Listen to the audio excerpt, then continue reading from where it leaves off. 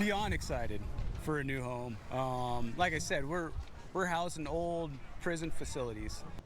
Not anymore. In a couple of years, Utah will have a new state-of-the-art wildfire operations center. State leaders broke ground on that facility today, but how much is this costing and what will it do to improve the firefighting efforts?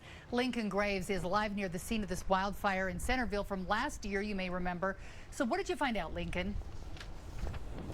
Yeah, Heidi, you can still see a lot of green in the foothills around Centerville. Last year at this time, probably not so much. We had a couple wildfires in this area. You can still see some burned trees on this hillside. Today, state leaders, they broke ground on a new facility in South Salt Lake that they say will help fight fires like this. We've been talking about it for months, and it's still true across many parts of Utah. It's definitely the greenest and the most water that we've had up here for a long time. But the state's lush greenery is starting to lose its color as temperatures heat up. That's especially true in desert areas. We're going to have what we call a desert fire season. There's a lot of grasses out there that are going to dry and cure. Brett Ostler is the state fire management officer. He was one of dozens at a groundbreaking ceremony today for a new wildfire operations center in South Salt Lake.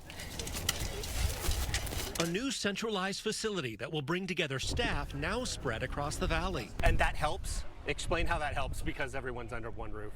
Well, every minute counts. So there's no delays of a missed call or things of that sort.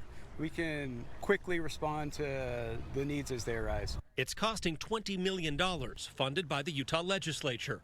It was essentially a mandatory task as the old main center is in Draper on the old state prison property, which is being redeveloped. One way or the other, they had to provide us a location because the buildings in Draper are set for demo. It won't be ready this year for when things start to dry out. This is a time some dread every summer because they've dealt with fire before. But I have lived close to the mountains before, and it is a worry. It is something you think about, and you're twice aware of it because I've seen it happen before.